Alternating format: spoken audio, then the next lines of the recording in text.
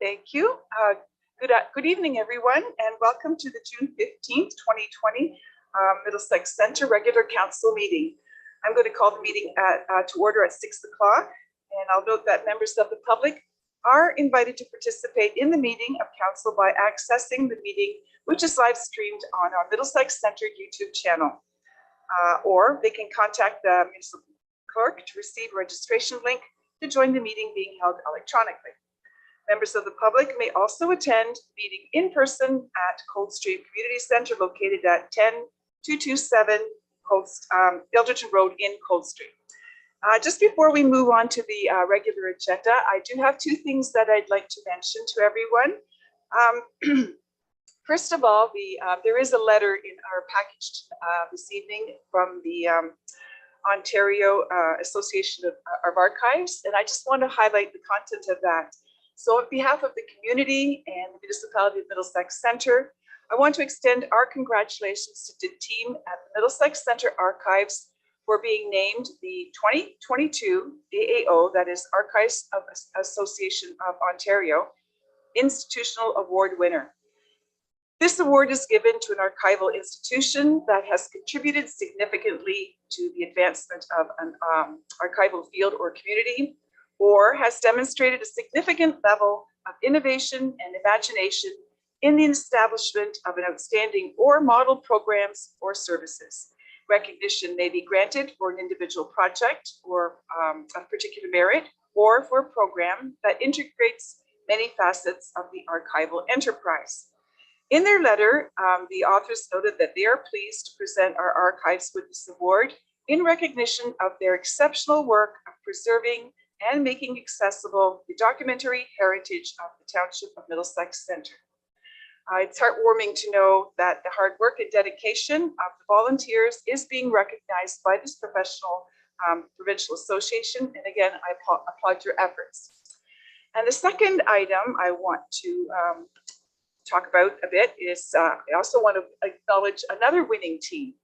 And I'll just start with a bit of background. One of the areas of focus of the Government Finance Officers Association, which is not just in Canada, but the United States as well, is to promote excellence in providing best practices on finance for all levels of government. One part of this aspect of their mandate is that they established a distinguished budgeting presentation awards program. The awards program is built on a foundation of using the very best practices in budget preparation and presentation. The evaluation process uses established criteria, and it considers all aspects of budgeting, including the foundational policy pieces, the financial plan itself, as well as the operationalization and communication pieces that make it come to life for both staff who execute on their plans, as well as the public who pays the bills and relies on those services. Our Director of Corporate Services is presenting a report on this item later, but I'm very proud of this work, and I'm also very happy to be able to congratulate our finance team and communications people for setting a goal and then working towards meeting all of the numerous criteria to qualify for the award. It's also noteworthy that this is the first time anyone from our municipality has submitted and they won. So I see this recognition on a first try as quite significant. Even more so when I look at the list of 2021 winners and see names of large cities, towns, and municipalities, even in just Ontario alone. They're all larger than our municipality, even though they're last year. So somebody maybe smaller than us did win this year, but it's still amazing with the size of organization we have here. And a lot of those names on the list have won up to 32 times. So first time in the door, I'm really very proud of the group. So on behalf of council and the residents of our municipality who benefit from this high quality of service, I want to thank and congratulate the entire team who worked to make their dream a reality. I think we all win when we strive to do better. So thanks to all of the staff who worked on this project. Okay, yes, yay, way to go, guys. All right, there are no additions to the agenda, and I have no pecuniary disclosures as well. So we can move right to our delegations. Tonight, Christine Scrimmager from Scrimmager and Company is going to be presenting an overview of our audited financial statements for 2021. So when she gets on board, here she comes. Hello, Good evening, everyone. Christine. Hello. The floor is yours when you're ready. All right, perfect. Thank you. Good evening, everyone.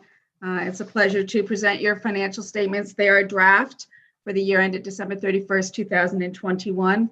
And before I get started in sort of, you opened the door on this, Mayor, that I want to thank the Director of Corporate Services and her staff for facilitating an audit. As you can imagine right now, we do a little bit of COVID and non-COVID or in-person and non-person auditing. And so I just want to thank all of your staff in the finance area for their help in facilitating this, getting us documents virtually and before you as the end product of that. So I just wanted to start off with that. Thank you.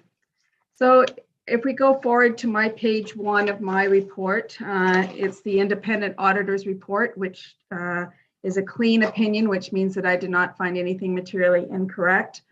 The audit does look at all of the streams of your revenue sources, as well as your purchases and your payroll cycles. And with that in mind, and we statistically sample into each one of those, and we did not find anything that caused us concern.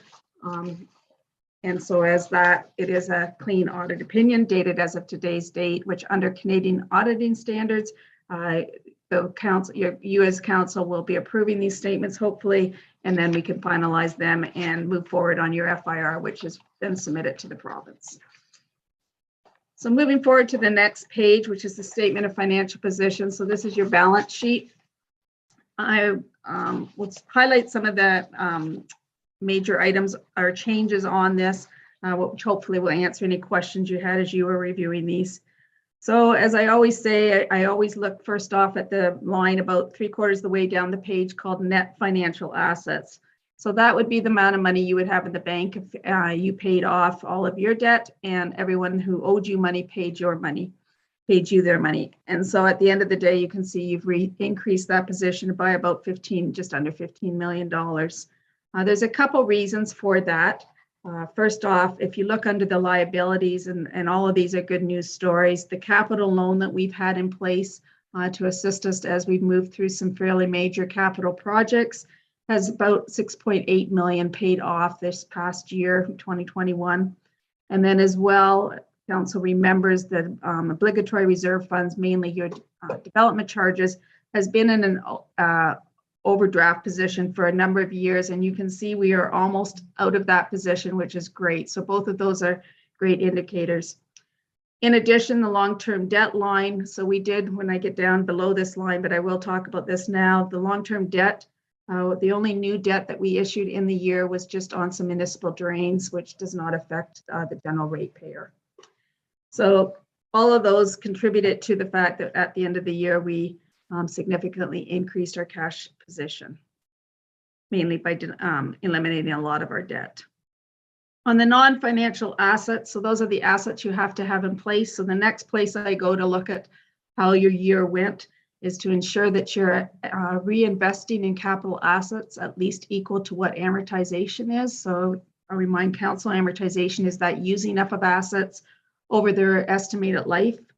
And you can see that if you add the tangible capital asset line with the capital work in progress line, you have increased your capital assets by just a small amount, but still you've replaced them in excess of the amortization, which is what I'm always looking at. So, and when we get to the notes to the financial statement, we'll also see that we've increased our reserve funds. So all of those are great indicators of the financial strength of the municipality. Coming down to an accumulated surplus at the end of the year of $265 million versus $250 million last year. Again, that $15 million. And I don't know if anyone has any questions on any other of these numbers that are on this statement before I move forward. I don't see any hands. Okay, I will move forward then. So the next statement is your statement of operations and accumulated surplus. budget 2021 compared to actual 2021, and then your actual for 2020, your prior year. And again, I'll just highlight some of the items I think council would be interested in. Under the revenue section, you'll see that user charges and government grants have both increased, as well as investment income. So both from budget and from prior year. The user charges, as council is aware, water, wastewater usage was significantly up, mainly, and I'm seeing that throughout all my municipal clients, mainly with the work at home provisions of the COVID restrictions that has given rise to people using more water, wastewater from their homes. As well, we did have significantly higher building permit revenue under those user charges. All three of those items contributed to that increase. And I'll remind council that all three of those areas are, as surplus is moved over into the reserve fund for that particular area. And so that doesn't affect, again, the general tax rate. Under government grants, the Safe Restart monies continue to come in this year. Again, when we were doing the budget for 2021, we were not sure what that would look like, and so they weren't included in our budget. We did receive them and then spend them on COVID-related expenditures. And then the investment income increase, that is just moved, that is the investment income on the reserve funds and moved over to the reserve fund. So again, does not affect your general surplus. So that's the increases of the revenue side from the budget and from last year. Under expenditures, I'll remind council that in the budget for 2021, there is no amortization. So that is that using up of assets that I mentioned in the first page. And your amortization costs for the year were 7.5 million. So if you compare the actual 2021 to the budgeted 2021 and take off that 7.5 million, you'll see that a lot of the surplus that you experience this year comes from the savings in the expenditure area. I don't have a lot to say on the expenditures compared to budget and actual, because most of the changes in the areas of transportation, especially in environmental, which are your major uses of amortization, being your water, wastewater systems and your road system. That's why the actual is over the budget amount. Then we come down to that excess of revenue over expenditures. And again, I'm always looking at this number, because what this number shows you is whether your general revenues are covering your general costs plus amortization. And you can see that they are. And because of that, you did have that surplus, as I mentioned. And so that is, and it's consistent, and it has consistently gone up from last year. Everything below that line are other items. So other items just really mean they're related to capital. They're not operational. And so they fluctuate quite significantly with whatever projects you're undergoing in the capital area. And so we don't want to muddy the waters with their operations up above. And so we bring them down below and show them separately. Development, government, and user contributions are just like they say. A lot of it is the DC's federal gas tax recognized, and other developer contributions recognized towards capital items. And again, the decrease from the budget is really just timing of the capital projects. We're not allowed to take those monies out until those projects are completed. So they're in transition at the year end. The gain on disposal of tangible capital asset is your land sales that you experienced in 2021, which has been moved over to reserve fund. All coming down to what that accumulated surplus at the end of the year is, equal to the balance sheet. Any questions on that statement at all? I know I throw out a lot of numbers and a lot of accounting jargon, so. I think we're good to go. Okay. I'll move forward to the statement of cash flows. So this is just the increases and decreases of the non-cash items. I don't have a lot to say on this that I have not already mentioned in previous statements. I would like to draw council's attention to the next statement, which is the change in net financial assets. So here's where you see that 7.5 million of amortization that I've been talking about, and then our acquisitions of capital assets and our increase in capital works in progress higher than our amortization. So replacing assets again at a rate higher than the amortization value. We then get to the notes to the financial statements. I won't spend a lot of time on these because they are consistent from year to year. I would draw council's attention to just a couple of these notes. One is the note number 4. So not only the revenues that you've seen on these statements, in addition, there's over $20 million of county and school boards revenue that you help collect, your staff do, and remit to those levels of government. Note number 7 shows those deferred revenues. As I mentioned, the development charges, you can see there, it's about a $6 million reduction in the overdraft, which is, and the goal was to have those repaid by the end of 2022, and it certainly looks like you're on the path to do that. Long-term debt is just broken down by various dates and rates. And as I mentioned, the only new debt was a municipal drain debenture of about $100,000. Again, nothing to do, not related to the actual general surplus. And then note 9 is probably the note that you are most interested in, which is a breakdown of the accumulated surplus. And here we see again, and this other good indicator that I mentioned, the reserve fund set up for the specific purpose have moved about 13.4 million. And so a couple reasons for that: the water, wastewater, and building department surpluses that I mentioned have all been moved over to their related reserve funds, as well as that land sale that was made was moved over to the building reserve fund, as well as the surplus for the year was moved over as per the director's report that came to council. And other than that, I don't have a lot to say on the notes. At the back of the statement, there are 2 schedules. One is the schedule of capital assets, and just broken down by nature of the assets. And as you can see, roads, storm sewer, wastewater, and waste are your major assets, which you would assume to be the truth. And then the last schedule is the breakdown of the revenues and expenditures by function, which is how the FIR is filed with the province. And so this really is a segue between your audited financial statements and the schedules that go into the province for the FIR's purposes. And that is my report. Thank you for that report. I'll look to council then. Are there any general questions or comments?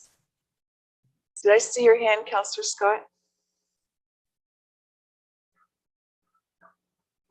Okay, Deputy Mayor Brennan. Through you, Madam Mayor, to Christine. There's really no concerns or anything, but is there anything in there that you saw that we should be aware of or be looking at to improve on, or is there anything along those lines that we need to take into consideration? Yes, I have no comments or no suggestions on that front. We've talked in the past about, the amount of capital work in progress and getting those projects completed. And I know, and everyone is experiencing this same issue with supply chain, getting the items you need, getting the availability of people to work and contractors to get the work done. And so this is a common thing I'm seeing throughout all of my municipal clients, and hopefully as we go forward and we get some of these restrictions and supply chain issues cleared up, we will get these assets completed and get them into use. Anyone else? It just occurred to me when the deputy was asking a question about some of the things that are going on out in the environment, supply chain, for example, and so forth. The inflationary rate, this is in the context of what you're saying about amortization. We're amortizing everything on historical costs, right? And we're getting into a fairly inflationary period. Based on what you know about our statements and so forth, is there any kind of comment or advice or anything we should be considering with respect to how we handle our finance? The only comment I would make on that is that, there may be some discussion that your reserve funds seem quite high and the increase in them. And my response would be exactly what you've just said. If you think of the cost of petroleum increase and the nature of the assets you add and content of petroleum type products that are in all of, I'm thinking of roads and things like that. The reserve funds can be used up very quickly. What wastewater and water projects, your Delaware project, all of those projects are costing, and what we actually finalize them at will be interesting to watch for sure. And I would not say that your reserve funds are overly high because of that reason. So we'll keep building them up. That's the message. Okay, thank you for that. Appreciate your time. It's always good to have a clean audit report, and we appreciate your efforts and the time you spent together with staff keeping us on track. So enjoy your summer. All right, you too. Thank you so much. Have a great night, everyone. Good night. Okay, with that presentation, then we have a motion before us that the 2021 audited financial statements for the municipality of Middlesex Centre be adopted as printed. Deputy Mayor Brennan, Councillor Cates, anyone opposed? Seeing none, then that is carried. We can move now to the adoption of the minutes. If there are no errors or exceptions, the motion before us is that the minutes of the council meeting held on June 1st, 2022 be adopted as printed. If I could have a mover, please, and a second. Councillor Shipley and Councillor Arts, thank you. Anyone opposed? Seeing none, that is carried. Okay, the consent agenda, which consists of items that are usually received as a motion, but allow for discussion if there's anything anyone wants to speak to, is up next. Is there anything anyone wants to pull? Councillor Heffernan. Through the mayor to the delegation of site plan appointment. So it says we must appoint an officer to make decisions on site plan appointment. Bill 109. So who's doing it right now? Like are our planners doing it? And so the Yeah, thanks, Councillor. Through the chair to Councillor Heffernan. That's a good question. Generally, it's done through the planning approach, but what this bill is in regards to is about expediting the planning process. And one of those legislative changes is to ensure that there's a designated appointee. And all that is just someone that's an official sign off. And so the process will still have to follow its course, and we'll still have to ensure that we follow through with the site plan process. However, the expectation is that there's a designated appointee on behalf of the municipality that can ensure that there's proper sign off so that the file can be closed. All the conditions still have to be fulfilled. So it's more of a workflow process that this change is asking. through the mayor, also number 9, the ratification of the lease agreement for Middlesex Regional Medical Center clinic. So it appears as though the base rent is going down. So a couple of questions. If the rent is going down, have things changed as far as, because it looks like also they're responsible for gardening and parking and all that stuff. So yeah, good question. Through the chair to Councillor Heffernan, and I'll have the Director of Corporate Services correct me if I'm wrong, but we have good positive dialogue with the board. The board meets annually with the mayor, myself, and the deputy that sit on the board. Last year, we undertook the initiative to look at the agreements to ensure that we were following through with how the agreements are structured. It is a triangle approach, as it's noted in the report. And so this year, we came forward with the updates to the sublease agreements and the head lease agreements that there was concurrence on the board. And to answer your question directly in terms of the cost structure, we took a consolidated approach based on the amortization of the entire building. And we divided that out over the course of the year. And we, as Tiffany can confirm, the cost is slightly lower than what it was. And that covers the full operating, in addition to ensuring that there's monies that are dedicated to reserve for the municipality to take care of the operation and maintenance of the facility, since we're the landlord. So we still look after the premises. Okay. And do we still have a mortgage? Is that paid off now? That's a question I'll have to defer to Tiffany. I know she's on the line. Yeah, so through Mayor DeVete, to answer the question, we don't have a mortgage. The municipality did do an internal loan for the medical center. And so it was an interest-free loan from the municipality to the medical center, or paid for by the medical center. We have 2 years left on payments of that. So that will be ending in December 31st, 2023. Thank you. Is there anyone else? Councillor Shipley. Thank you. Through the mayor to Michael. Michael, 6.8 tribunal decision for Caboca Drainage Works. Do we have an approximate value of what we put into that with our lawyers and our time of our employees? Right.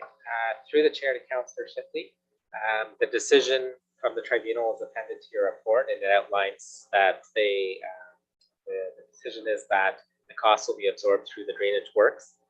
We're still compiling the costs decide to go ahead with the case and defend the case and whatnot. If to provide an estimate for staff time, legal time, administrative costs, perhaps around the $5,000 range, give or take. But I'm still working with, we still have to wait for the invoices to be compiled. What I can say though is when you look at the decision, it is absorbed through the stormwater costs, is how the tribunal made the decision on the proceedings. Yeah, thank you. Deputy Mayor Brennan. You've Mayor to Tiffany. I see you're starting your budget process for this year, starting to get it rolling in that. I think this is a good time for me to let you know that I would like to see a 2% or less increase this year, simply because inflation's going up, interest rates are going up. We're still coming out of COVID.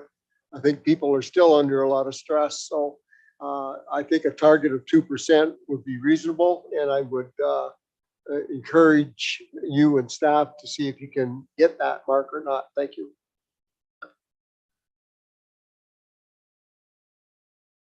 Sorry about that. Yes. Through you, Madam Mayor, I got a couple of questions. One was pertaining to Councillor Heffernan, the medical building. Who's in charge of snow removal? I thought by reading it, it says the medical building is in charge of, or are we in charge of? We are? Through the chair, we're the landlord, and so we oversee the snowplow for the facility. Okay, read that wrong. Second question was on the tribunal, 6.8. I just don't, I know you can do it. Anyone can speak at it, but I don't know why the conversation should be relevant to the subject, because there's a couple witnesses and it had no relevance to what was being discussed, but that's just the way it goes, right? Through the chair, having sat through these tribunals in the past, as you noted, individuals can be party to the process, and the tribunal respects those that come forward. In terms of the time, it was 2 days, I understand, for this particular matter. That's best I can provide in terms of a response. So Thank you. it's a quasi-judicial process that's separate from us, so we don't have, the decision rests with the tribunal, oversees these matters, and we get the decisions and we respect those decisions. Thank you. Anyone else? I don't see any hands, so we do have a motion before us that consent items 6.1 through 6.9 listed on our agenda be adopted as recommended. If I get a mover, please, and seconder, Councillor Heffernan, Councillor Shipley. Is anyone opposed? Seeing none, then that is carried. Moving on now to staff reports. The first item up is Tiffany's. If you'd like to present your report, please. So through you, Mayor DeVete, so related to this report, thank you for your kind words at the beginning of the meeting tonight. I know our team really appreciates that, and we appreciate the support of all of council as it comes to our budget process and the leadership of our CAO. Under his guidance of continuous improvement, I would say that this is one of our successful projects related to continuous improvement on our budget process. And I am so incredibly proud of the corporate services team. Specifically, I do want to mention our communication specialist, Heather Keprin, and our finance analyst, Sean Miller, for all their hard work with respect to the budget presentation award. And so this is something that the GFOA, so it's the Government Financial Officers Association. So this is a North American association, so it is United States and Canada. And they have this prestigious award with respect to the budget presentation. So this would relate to our budget booklet that we presented to council back in 2021 for the 2022 budget. We did apply in 2022 for the award, and this was the first time that the municipality has submitted an application to be considered. And we were the successful recipient, which is so great to see. And I know our team is very proud of this accomplishment. And it is something that we will be continuously working on for each year. What we find with this specific award, it does go towards the budget document being open and understandable. And that is our goal here in the Municipality of Middlesex Center. And I would say municipal finance professionals across the province is making sure that the budget documents is understandable by all, because it is here for the residents. And it's so important that they understand where the money is going and how we are funding things, and all that like asset management and debt, and putting it into simple terms so that they understand. And so I'm very happy that we received this award. And I do want to also thank anyone that was on the budget committee this year.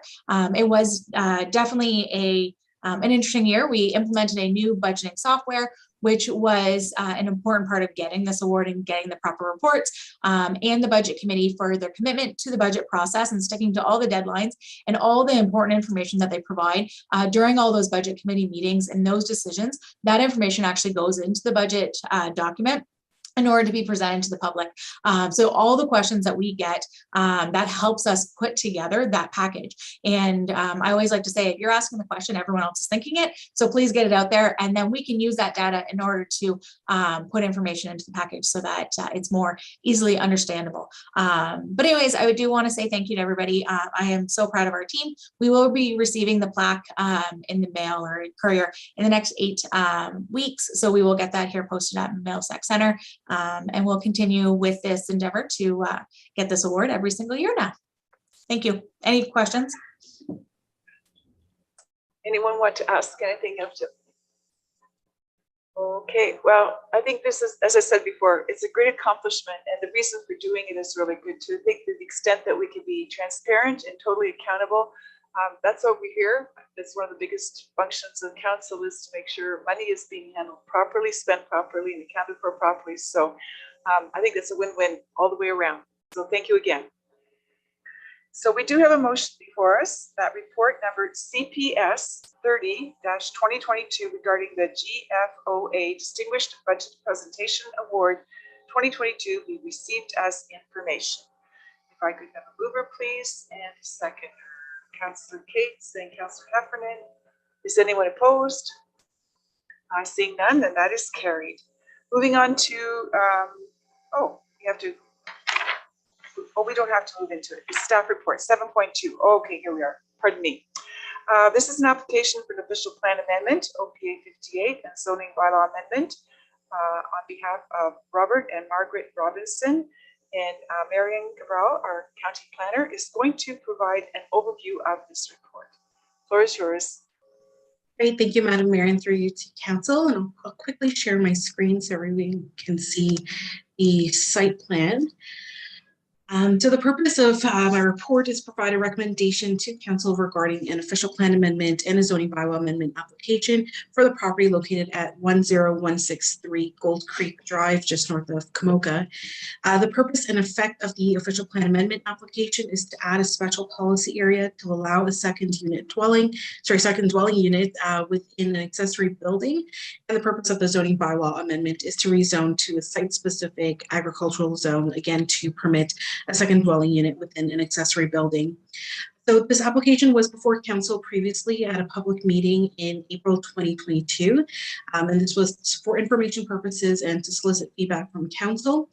The land is approximately 100 acres in area, is actively farmed and contains several agricultural buildings, an existing dwelling, garage, and several accessory buildings. The applicant is now proposing to add a new accessory building for the purposes of the secondary unit. The accessory structure has an area of approximately 84 square meters. It was constructed in 2019, and right now it is on a wheeled platform without a foundation. The structure is located approximately 345 meters west of the principal single detached dwelling and is within another cluster of agricultural and accessory buildings on that property. It also uses a separate driveway entrance from Gold Creek Drive. So if there were requested amendments are approved, the applicants intend to place the structure on a permanent foundation and connect it to a septic system and well. So initially staff identified some concerns with the location of the accessory structure and the amount of accessory buildings on the property that may exceed the zoning bylaw standards. Additionally, St. Clair Region Conservation Authority had concerns that the proposed dwelling unit as well as the septic system would be located within the regulated area. So following that public meeting in April, the applicant worked with St. Clair St. Clair Region Conservation Authority, and determined that there is a suitable area outside or at least away from the water course. It is still within the regulated area, but the Conservation Authority is satisfied that a minimum setback of 41 meters from the water course would be suitable. And of course, the applicant would need to still obtain permits from the CA. Before making that building permanent. Additionally, we did ask the applicant to confirm the number and sizes of buildings that are accessory to the residential unit, as well as the number of agricultural buildings to ensure there was conformity with the zoning bylaw. The applicant provided us with the revised site plan, which is the one that you see on the screen before you. And it identified that most of the buildings are agricultural on the property, and there's only 2 accessory buildings to the residential unit. So staff note that these 2 accessory buildings combined meet the current zoning bylaw standards.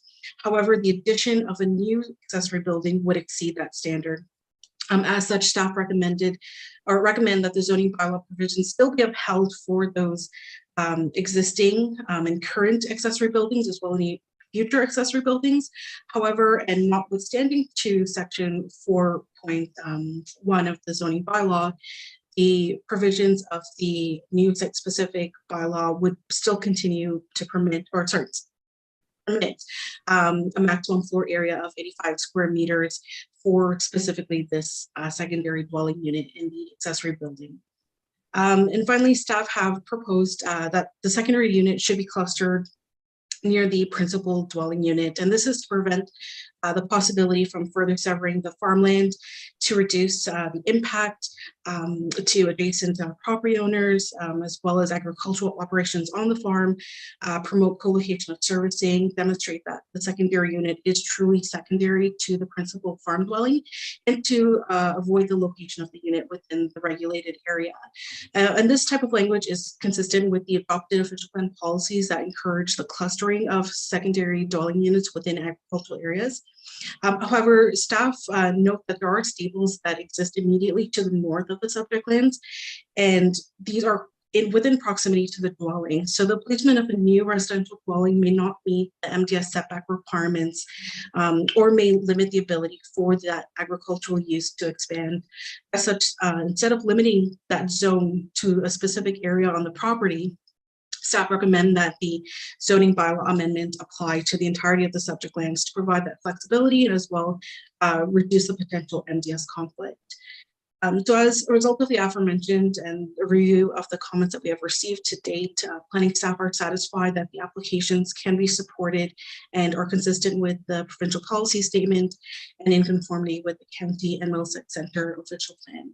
Therefore, staff recommend adoption of official plan amendment 58, as well as approval of zoning bylaw amendment ZBA 02-2022 as amended. And I'll be happy to answer any questions at this time. Okay, thank you for that presentation. I'm going to look to council. Deputy Mayor Redding. Through you, Madam Mayor, to Miriam. I've got a real issue with this. I think the general intent of these secondary units were to be in close proximity to the principal residence and to use possibly the same septic system and well system. They both be on the same system so that it doesn't allow for future severances down the road. I could see a situation like this being a prime example that at some point in time we would see someone come forward with a severance application because it has its own well and own septic system. So I can't support this. And I would like a further deep dive look into this. And I will be recommending the council tonight that we defer this and send it back and get more justification, because I don't think this will work.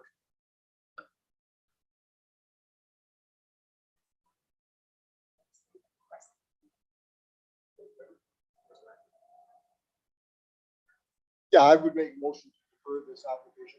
Okay, all right, well then I'll have to look for a seconder. Okay, we have to call vote. Right, okay, in that case, we have a motion and we have a seconder. I'll call the vote on deferring this file until staff has a chance to look at it again. Is there, I'll call the vote. Anyone? No, all in favor. I'm sorry, I'm gonna have to ask you to raise your hand this time, Councillor Scott. I'm asking all in favor of the deferral. That is carried. Okay, thank you. Well, the next item is yours as well, Marion. So I'll ask you to move to 7.3 if you will then. Sure. Thank you, Madam Mayor, and through you to council. So the municipality received a zoning bylaw amendment application to remove a holding symbol from part of phase 3 of the Clear Sky subdivision in Ilderton. The removal of the holding symbol would allow for the development of 57 single detached dwellings. However, this hold removal does not apply to those blocks that we have identified previously for medium density development. So again, it is only for the development of 57 single detached dwellings. The precondition to remove this holding symbol is to enter into a subdivision agreement with the municipality to address all site details pertaining to development, including the provision of municipal services, parkland dedication, and stormwater management. The subdivision agreement was entered into with the municipality in January of 2022, and then was revised again in June 1st specifically. And the county is currently finalizing the final plan approval with the municipality. So as a result, planning staff are satisfied that this precondition has been met and that the holding symbol can be removed from part of phase 3 of the Clear Skies subdivision. I'll be happy to answer any questions. Thank you for that presentation. I'll look to council. Are there questions? Councillor Heffernan. With Mayor to Marion. So this is for 57 single family homes. So in relationship, so on Hyde Park Road, there is a townhouse complex that is on its way to being finished shortly. And then there's an empty field, and that was already a second townhouse complex. Is that correct? Okay, so we've already seen the second, I don't know if it's a site plan, but we've seen something about the second one, right? And then this is Yes, sorry, Councillor Heffernan, through Madam Mayor and to the rest of the council. The second medium density block is a much larger block. We have seen a zoning bylaw amendment application for those lands, and there was a concept plan associated with that. So that's likely the one that you're referring to. But again, this holding symbol removal does not remove the hold from that block. okay, I'm just thinking that, yeah, because it's just a pile of dirt basically right now, the second one, and then you jump and there's what we're talking about now. So that's, I guess they can figure out how to do it, because now if they start building, they'll have this big pile of dirt in the middle. But anyway, okay, thank you for the clarification. Sorry about that air conditioner.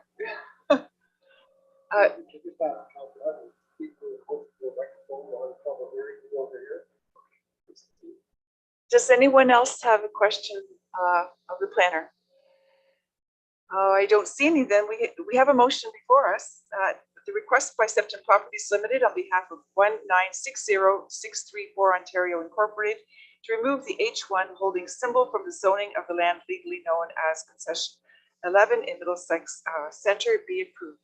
If I could have a mover, please, and a second. Councillor Scott and Councillor Heffernan. Is anyone opposed? I see no hands, so that is carried, and we can move now to the Committee of Adjustment. We need a motion that council adjourn its regular meeting at 6:44 p.m.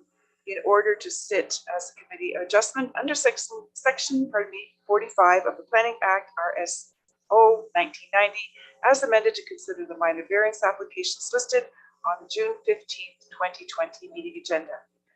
So members of the public who wish to receive further notification of any minor variance applications being considered today, please send an email to planning@middlesexcenter.ca requesting further notification. Please be advised that comments expressed and written material presented are a matter of public record for full disclosure. If you have questions on any application being heard this evening, we ask that you direct those to the appropriate planner on the file. Members of the public who have requested to speak will be given a maximum of 10 minutes to address council and provide comments on the applications. In keeping with our procedural bylaw and our RSL policy, I would remind all of our meeting participants to use respectful language and uphold our values of cooperation, trust, and openness. The order of proceedings is the same for each of the cases in front of us. First, I will ask the planner to explain the purpose of the application and hearing and to present the staff report. Then the applicant or their agent has an opportunity to speak to their application. The public who have registered will be asked for their comments. Please state your name and address so that the comments can be reflected in the minutes. The municipal clerk will note additional comments received from circulated agencies and the public not included in the planning report. The committee may then ask questions of the applicant and or staff, and then I'll ask consideration of motions regarding the applications. So the first file that's in front of us tonight is an application for minor variance. Our planner is Dan Fitzgerald, and I'll ask you to present your report now, please.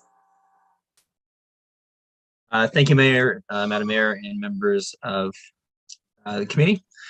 So the purpose and effect of the application for minor variance for this first file tonight is to seek relief from the Middlesex Center comprehensive zoning bylaw as it does relate to the maximum permissible gross floor area for an accessory building that is located in the urban residential first density zone, or the UR1 zone. The applicant is requesting a maximum size for all accessory buildings, in this case of 38.62 square meters or 4.5% lot coverage, whereas the bylaw permits a maximum size of the lesser of 50 square meters or 3% lot coverage in this case. So that would result in a maximum permissible size for an accessory building of 25.7 square meters. And the effect of the proposal is to facilitate, again, the construction of an accessory building, which is proposed to act as a pool house. So I'll put a location map up there for everyone. Subject property is located in the Edgewater subdivision in Kilworth, and more specifically on the south side of Edgewater Boulevard. It's municipally addressed 232 Edgewater Boulevard. And you can see it here outlined in red on the map. It is surrounded by residential development to the north, east, and west. And as well, it backs onto a regulated area by the Upper Thames River Conservation Authority to the south of the lot. The lands are designated settlement area in the county official plan, residential in Middlesex Center's official plan, and they are zoned the residential first density zone, or the UR1 zone, in the comprehensive zoning bylaw. So as indicated in the purpose statement, the applicant is seeking permission to construct an accessory building that does exceed the maximum size of the bylaw. I have reviewed the request against the Planning Act tests and have found that it does meet the intent of the official plan as well as the zoning bylaw. It is considered minor nature. It's also considered appropriate development of the lands. However, I would note that upon circulation of the application, we did receive correspondence from the Upper Thames River Conservation Authority that indicated that the lands were entirely regulated, in that a Section 28 permit would be required in this case. They noted that the structure, to their belief, was already built without getting a Section 28 permit, and requested that the application be deferred until such time as the applicant did apply or seek approval for a Section 28 permit. Upon further review, it was found that a building permit was issued for the structure in May, I believe, of 2021. However, the structure was built larger than was approved at that time. As such, this did result in necessitating the variance that we are here tonight discussing. However, I would note that at the time the building permit was issued, Middlesex County mapping did not show this lot being regulated by the Conservation Authority. As such, the building department correctly did not identify the need for a Section 28 permit in this case. However, it was noted that the mapping had subsequently changed by the Conservation Authority after its issuance in May of 2021. So given the above, it is my recommendation that rather than deferring a decision on the application, the committee alternatively consider the inclusion of a condition that the minor variance not come into force and effect until such time as the applicant successfully received a Section 28 permit. So subject to the inclusion of this condition, I am recommending that the application be approved. Thank you. Okay, thank you for that presentation. The applicant has not registered to speak, and we have no members of the public attending on this file. The clerk did not receive any additional comments. I'll look to the committee then for questions of the planner. I don't see any. So I just want to be clear then, is the Section 28 as noted as a specific, I didn't see that comment in the analysis here, that it is, is it as a condition of the document here? Through the chair, Mayor, the condition is not included in the planning report or online, as the comment didn't come in until a couple of days ago from the Conservation Authority. Okay. I am recommending that the original recommendation included be amended to include the condition that it be subject to a Section 28 permit.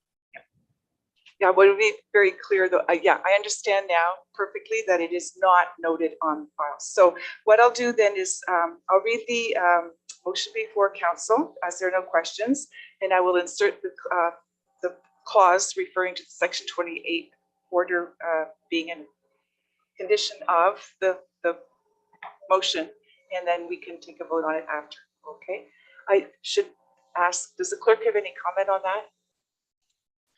Through the chair. No, thank you for asking. I just wanted to note that we do have Dimitri from Millstone Homes who has joined us if council does have any questions regarding this application or the next minor variance application that is before them. So we do have Dimitri now who has raised their hand. If you would like to call on Dimitri for any additional comments, please feel free to do so, Mayor. Okay, well, maybe I'll just ask if he does have questions just to be sure. There were no questions from council, but something may come up then. Go ahead. Through the chair, we will promote Dimitri to panelist now. Thank you. Thank you.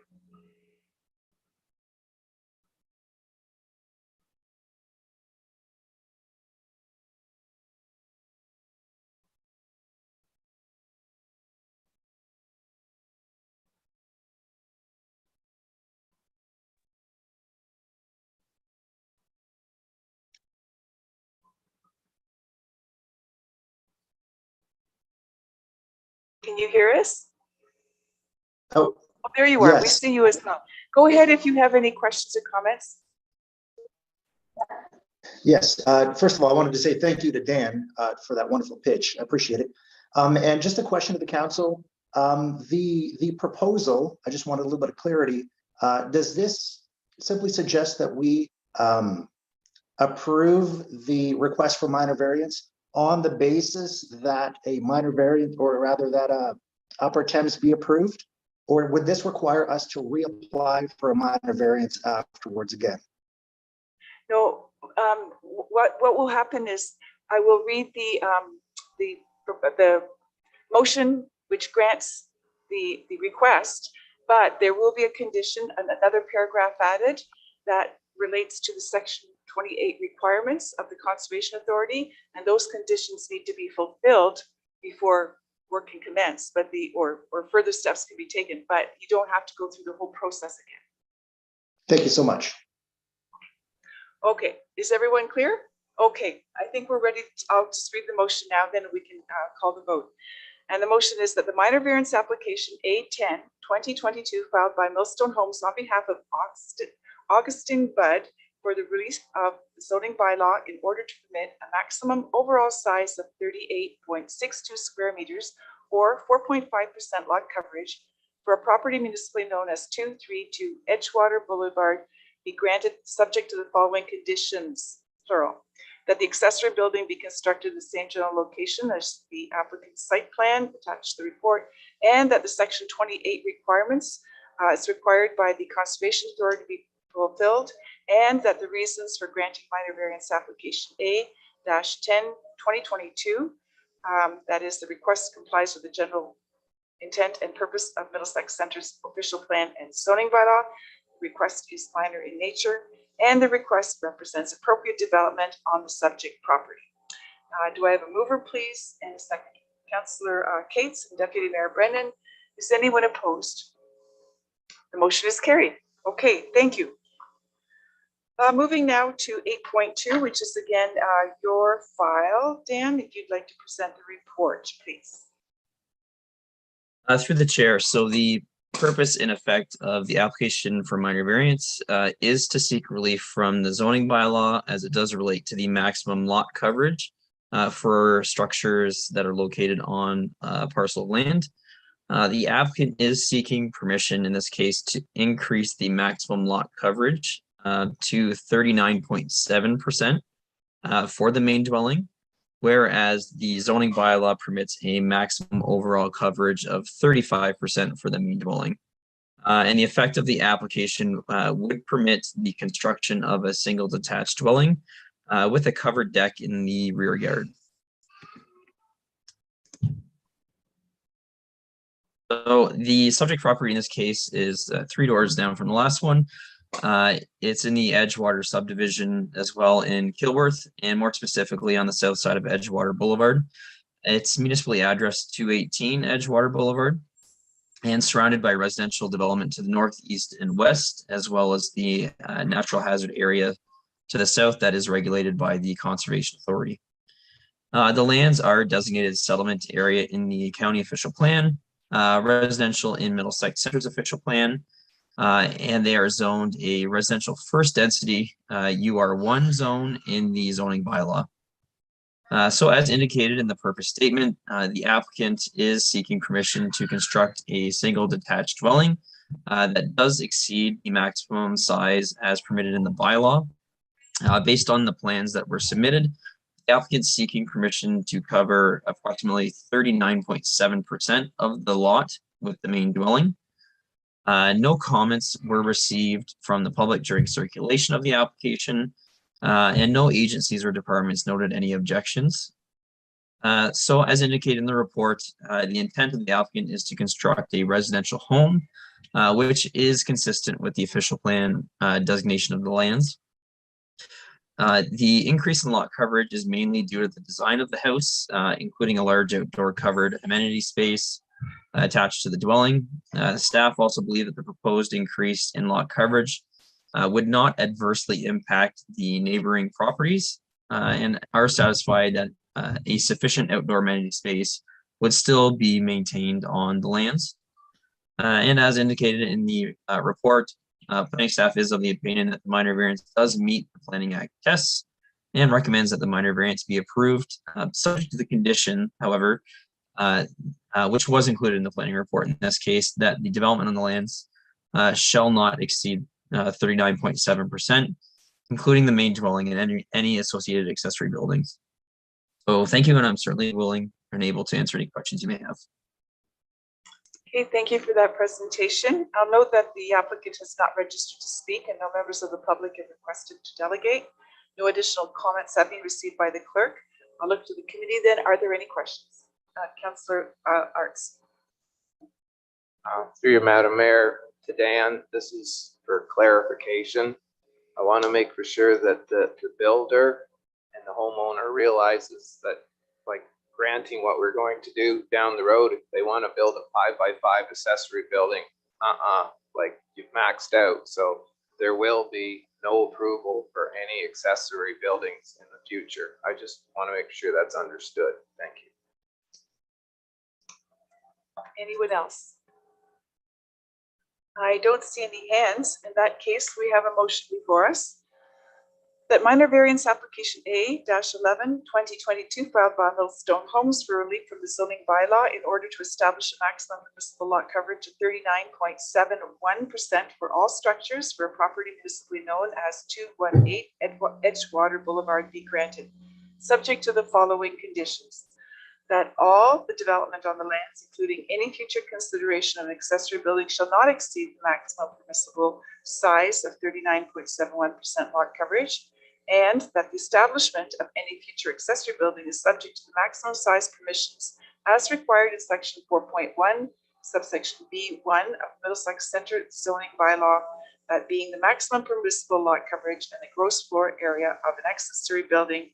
And further, that the reasons for granting minor variance application A-11 2022 include the request complies with the general intent and purpose of Middlesex Center's official plan and zoning bylaw, the request is minor in nature, and the request represents appropriate development on the subject property.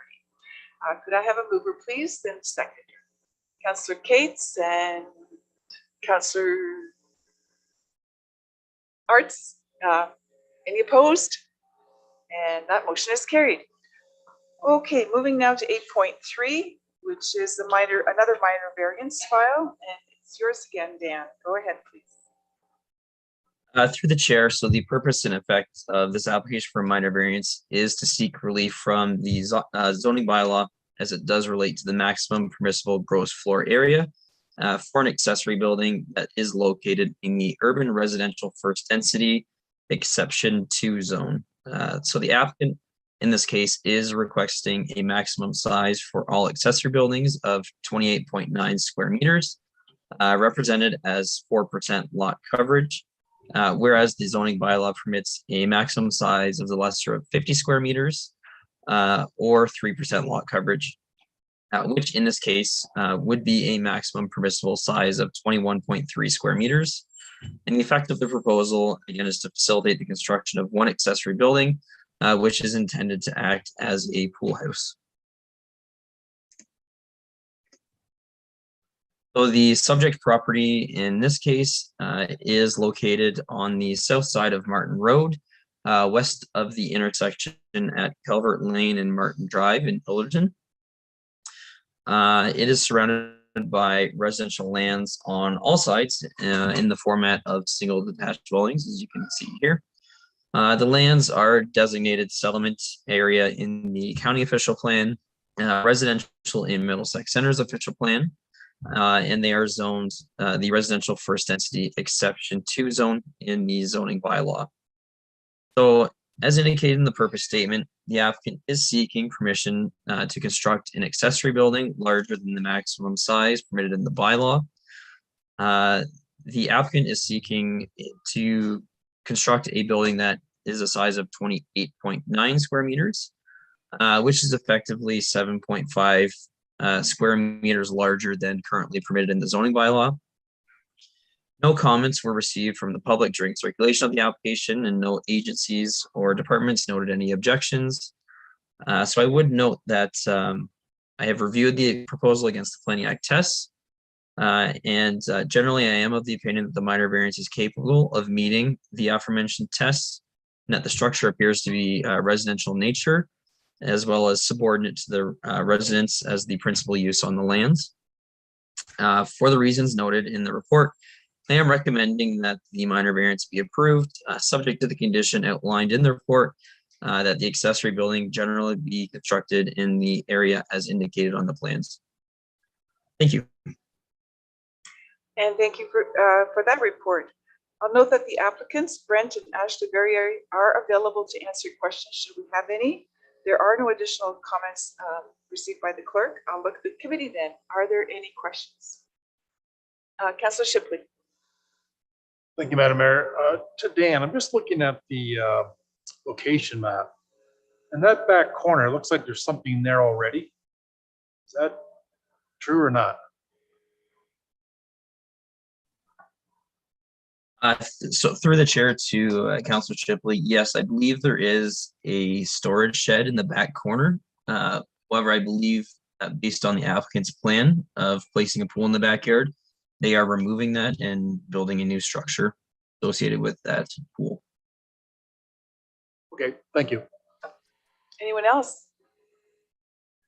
Okay, I don't see hands. So the motion before us is that the minor variance application A-12 2022 filed by Matt Thompson on behalf of Brent and Ashley Verrier for relief from the zoning bylaw in order to permit a maximum overall size of 28.9 square meters, represented as 4% lot coverage for a property municipally known as 264 Martin Drive be granted, subject to the following conditions: that the accessory building be constructed in the same general location as shown in the applicant's site plan attached to this report, and that the reasons for granting minor variance application 12/2022 include the request complies with the general intent and purpose of Middlesex Center's official plan and zoning bylaw, the request is minor in nature, and the request represents appropriate development on the subject property. Is there a mover, please?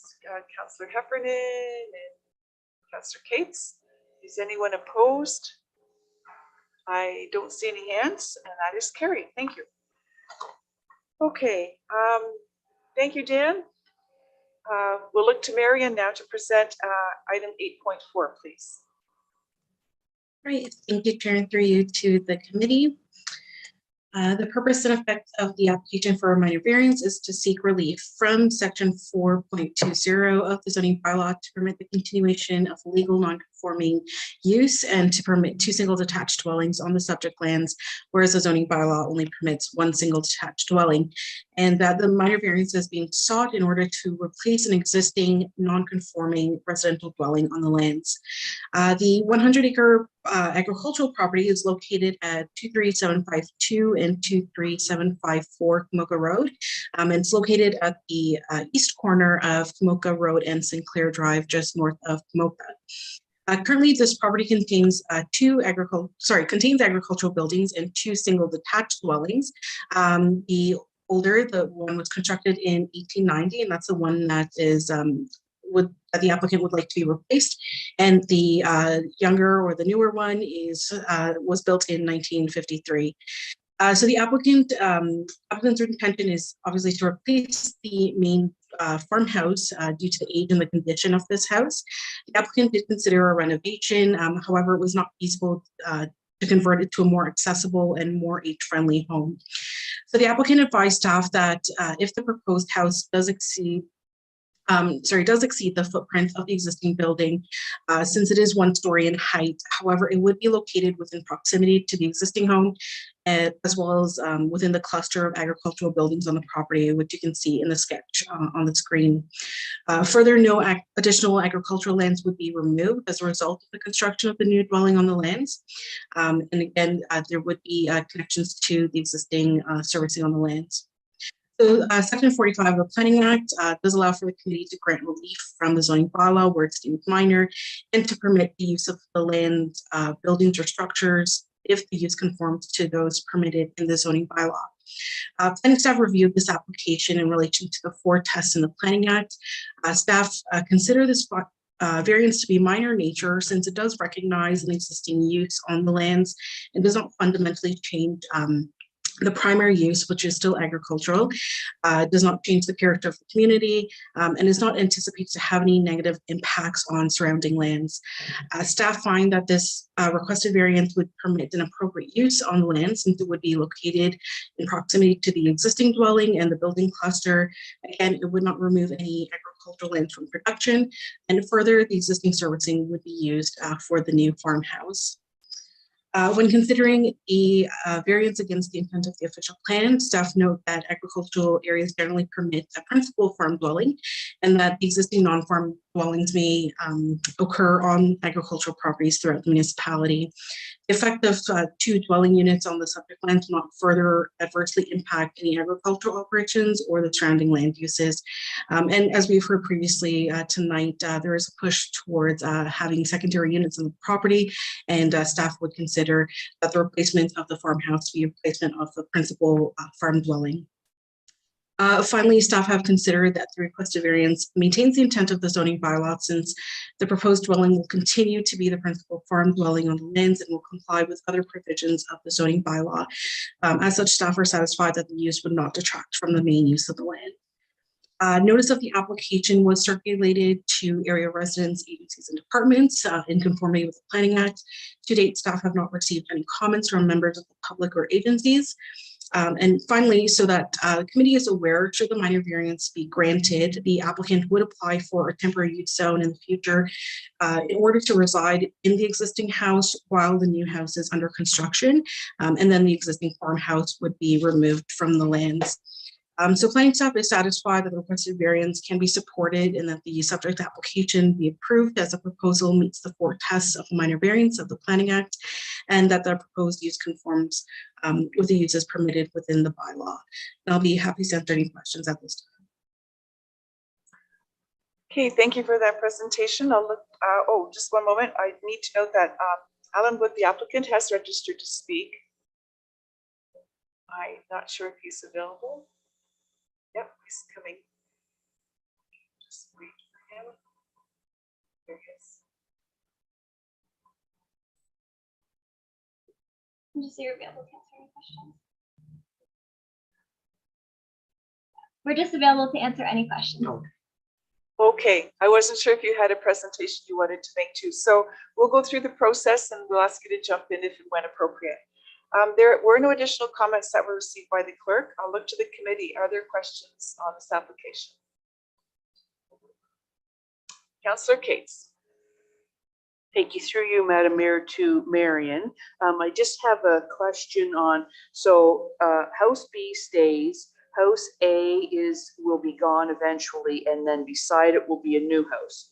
And they are also asking that they can continue to live in House A until the new house is built, correct? Yeah, through you, you chair to Councillor Cates or Committee Member Cates. At this time, the minor variance would only address permitting the second house. The applicant would then need to apply for a temporary use zone to reside in the house. Okay. The new one is. So, okay, thank you. That answers my question because I know that we've had lots of them come through before where they've had to give the $10,000 to do that. And so that was my question. So I get it now. Thank you. Is there anyone else? Okay, well, we have a motion before us, and that is that minor variance application A-13, 2022, filed by Alan and Marion Wood in order to replace the legal non-conforming and permit 2 single detached dwellings on the property, whereas the zoning bylaw permits 1 single detached dwelling or a converted dwelling for a property municipally known as 23752 Kamoka Road be granted. And the reasons for granting the minor variance application include that the request complies with the general intent and purpose of Middlesex Centre's official planning zoning bylaw. The request is minor in nature, and the request represents appropriate development on the subject property. A mover and a seconder, please. Councillor Shipley, Councillor Arks. Is anyone opposed? I don't see any hands. Thank you, Mr. and Mrs. Woods, and thank you, Marion. We can now move to our motion to move out of Committee of Adjustment. That is that the committee rise from the Committee of Adjustment and reconvene as council to resume their meeting at 7:13 p.m. Motion, I need a mover and a seconder, please. Councillor Cates, Deputy Mayor Brennan. Oh, sorry, Councillor, I missed your hand. All in, anyone opposed? And seeing none. There are no notices of motion, but we have a number of correspondence items. Does anyone want to comment or speak to any of these items? I don't see any hands. We have a motion before us that correspondence items 11.1 through 11.4 be received as information. Oh, I'm sorry.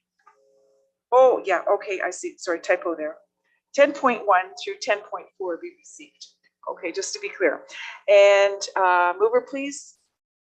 Councillor Scott. I'm just going on your last hand. And Councillor Cates. And any opposed? I don't see any. I'll look to the deputy now for an update on what happened at County Council, please. We had a meeting yesterday. We had a request from a region to the east of us, the future of short line rail in south central Ontario. There's a rail line that runs from St. Thomas to Tillsonburg, and they're looking to revitalize it. There's 7 businesses that are present along there that employ 402 people full time.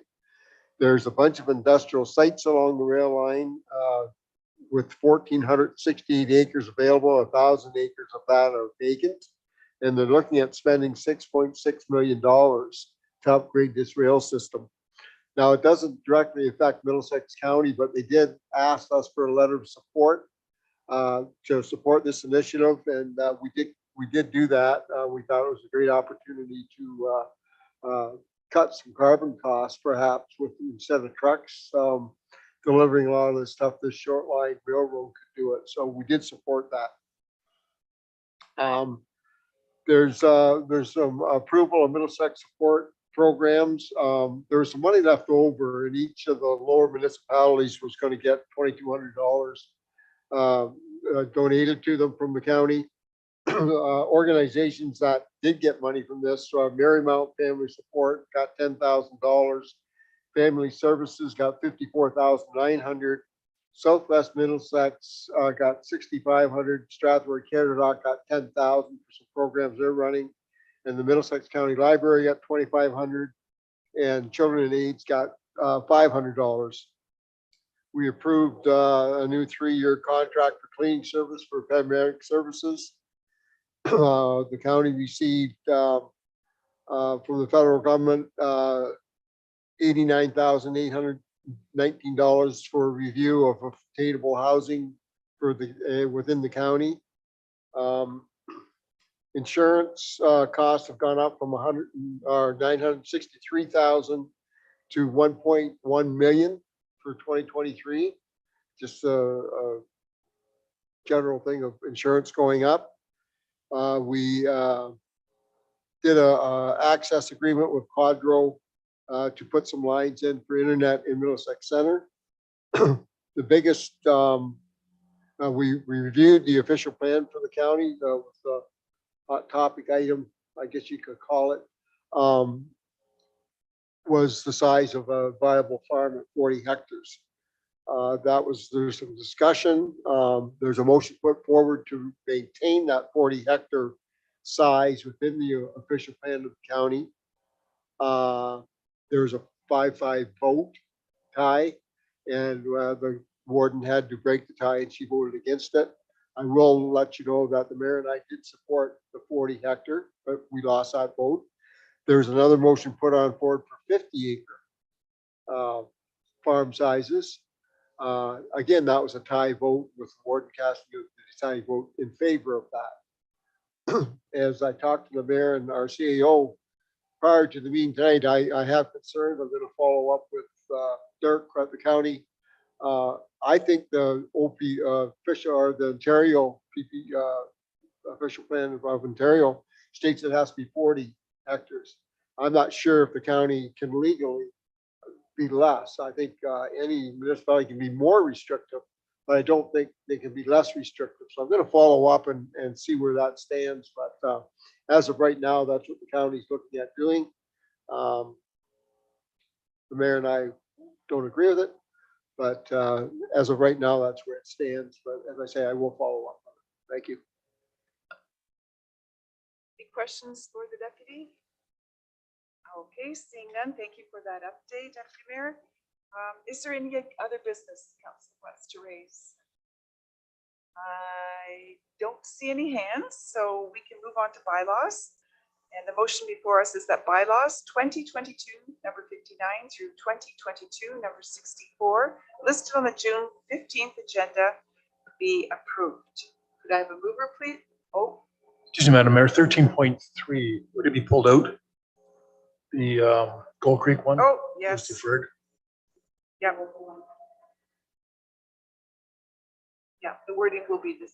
Yeah, the clerk will amend the wording properly, but we do have to pull number 13.3. Yeah, we've referred that back to staff, just to be clear. Okay, so I'll read that again. So the bylaws are 2022, number 59, number 60, number 62 through to 64. Okay, and if I could have a mover, please. Thank you, Councillor Shipley, Councillor Cates. Is anyone opposed? No one. Thank you very much. That is carried. And now we need a motion to adjourn, which is that the Council for Municipality Middlesex Centre adjourns the June 15th, 2020 regular council meeting at 7:20. Councillor Scott and Councillor Arts, thank you very much. Oh, I'm sorry, I must have missed something. The clerk's waiting. Go ahead, James. Through the chair, thank you so much. I just wanted to comment on this, that it is 13.3 that I believe council intends to have pulled out from their list of bylaws. 13.3, not 13.2. No, 13.12 are in, 3 is out, 4, 5, and 6. Great, thank you for clarifying. Okay, and it's on the record. So, do I need to call another vote? No, okay. All right, so we are adjourned then. Yes. And a seconder. Okay, that's where I was at. Okay, Councillor Cates. Any opposed? And that is carried.